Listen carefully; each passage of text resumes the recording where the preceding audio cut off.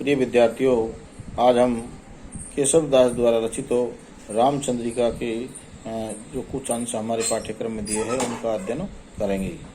केशव आप सदा सहो दुख पे दासन देखन सको न दुखारे, जाको भयो जय भांति जहाँ दुख त्योही तहा तिही भांति पधार्यो। मेरे ही वार अमार कहा कहो नाय तो काहो के दोष विचारे, बूढ़त हो महा मोह समुद्र में राकत कायनो राखन हारे।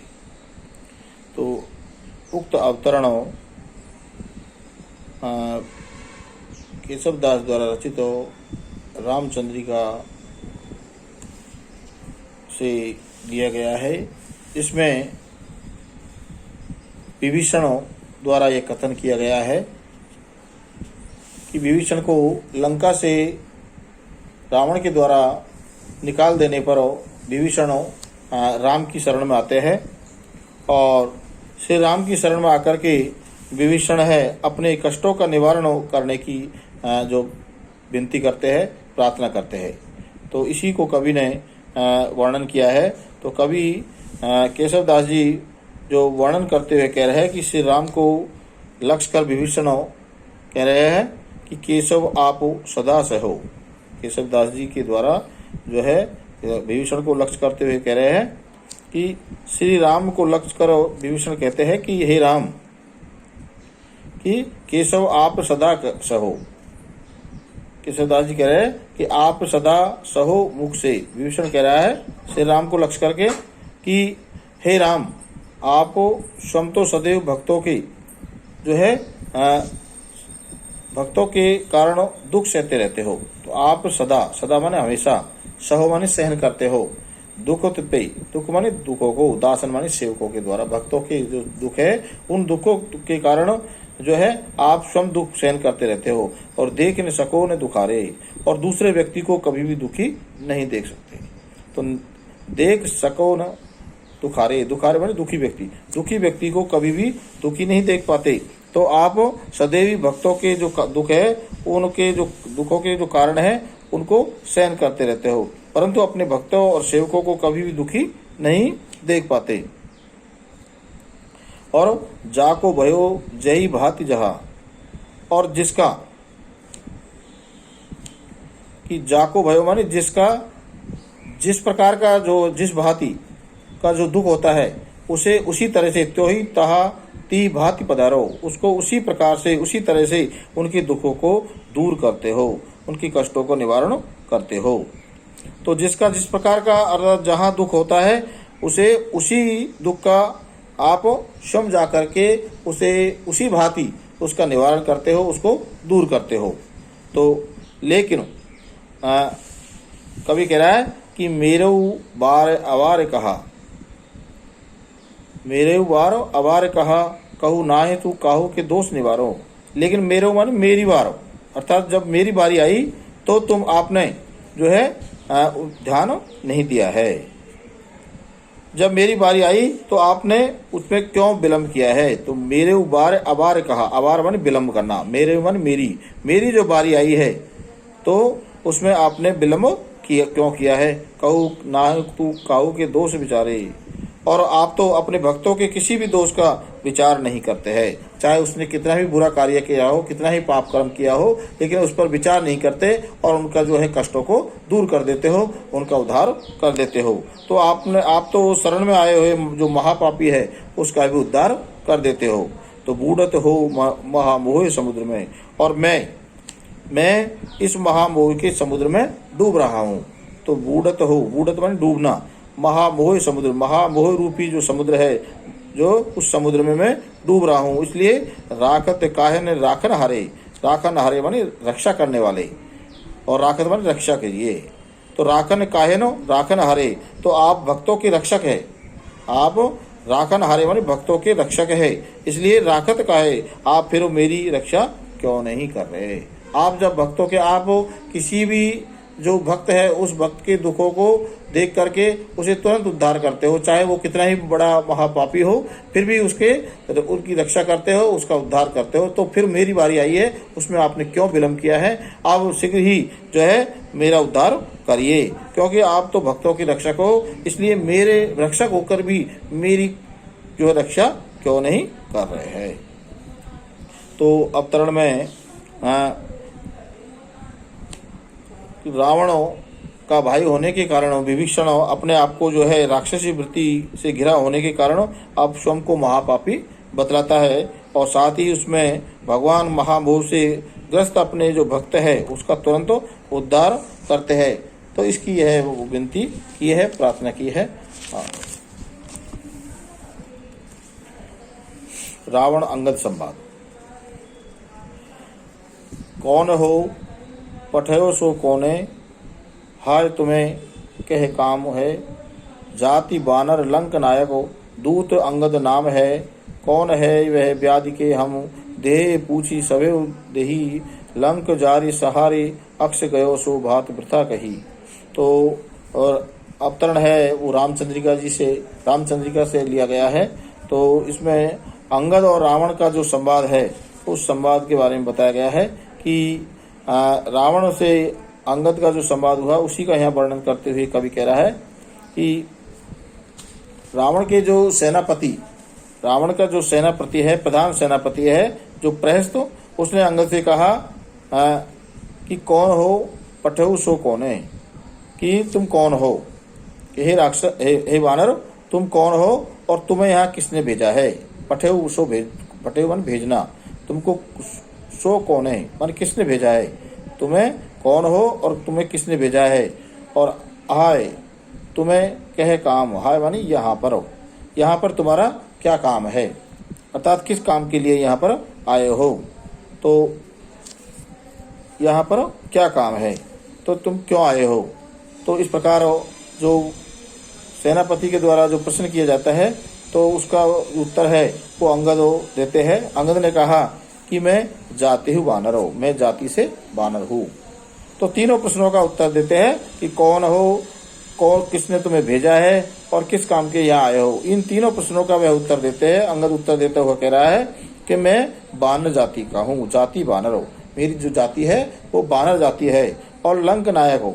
और लंका का स्वामी अर्थात विभीषण, लंका का स्वामी यहाँ उन्होंने क्या है विभीषण को बताया है कि लंका का स्वामी जो विभीषण है उसका दूत बन करके मैं यहाँ आया हूँ। तो लंक नायक दूत अंगद नाम है कि लंक नायक और लंका का स्वामी जो विभीषण है उसका मैं दूत बन करके आया हूँ और अंगद मेरा नाम है। कौन है व्याधि के हम देह पूछी सवे दही, कौन है वह व्याधि। तब रावण ने अंगद से प्रश्न किया कि अच्छा तो यह बताओ कि वह कौन था, कौन है व्याधि, कि कौन है वह वादि के हम देही पूछ सवे दही, कि अब बताइए कि वह यह तो कहता था कि जिसकी बांध करके हमने उसकी देह और पूछ पर सभी को जला दिया था।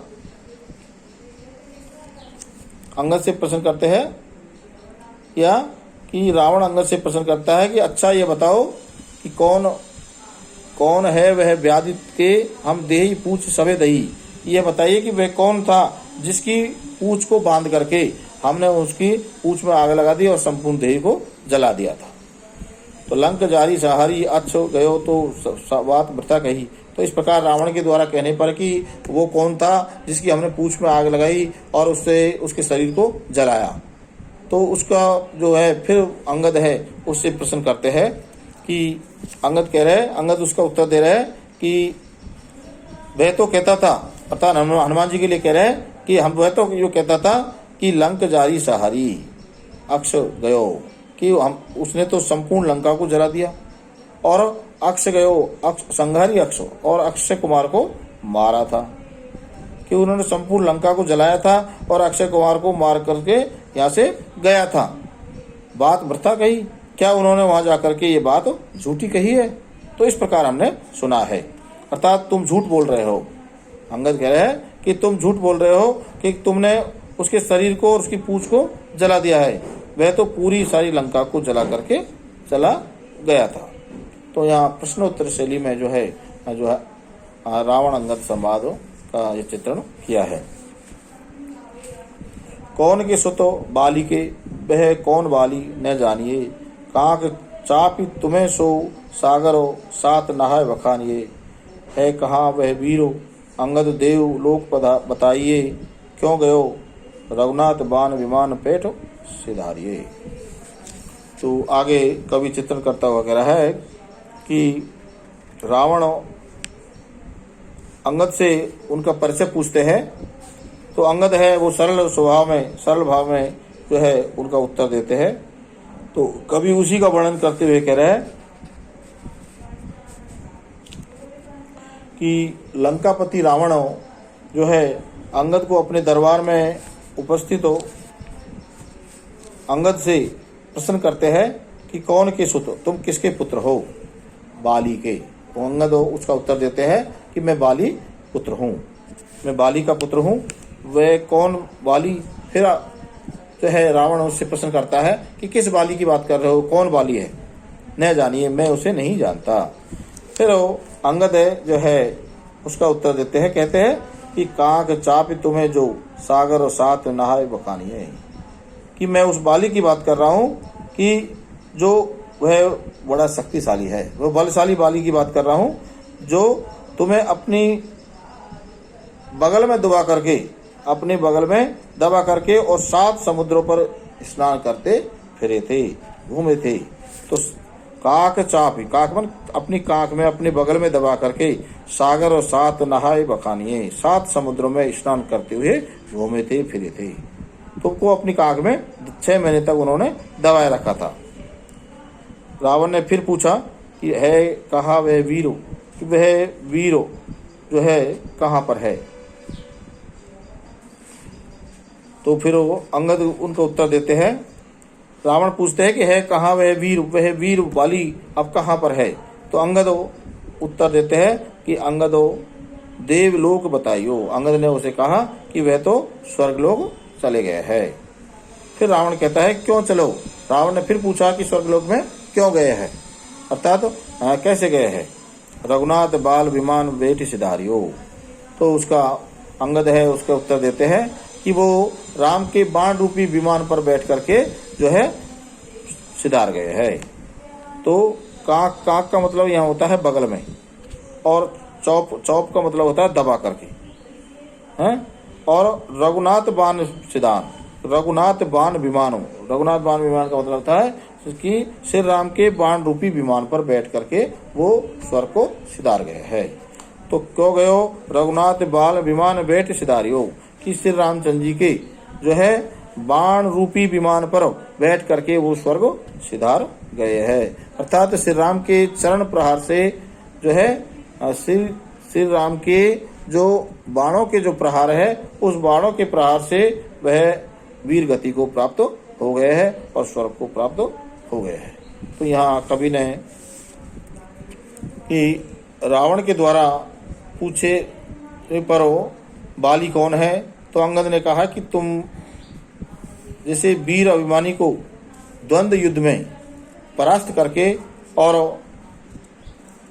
एक सामान्य व्यक्ति की तरह उसको क्या है अपनी काक में दबा करके 7 समुद्र में जो भ्रमण करता रहा है, तो इसकी और फिर भी तुम उन्हें कैसे भूल गए हो। तो इस तरह अंगद ने रावण पर जो है आक्षेप करते हुए बाली को की जो शक्ति है उस शक्ति का यहाँ परिचय दिया है। साथ ही जब शक्तिशाली बाली श्री राम को मारकर स्वर्ग भेज सकते हैं, तो रावण तो बाली से बहुत ही कमजोर है, उसको यहाँ कवि ने प्रश्नोत्तरी के माध्यम से व्यक्त करने का प्रयास किया है।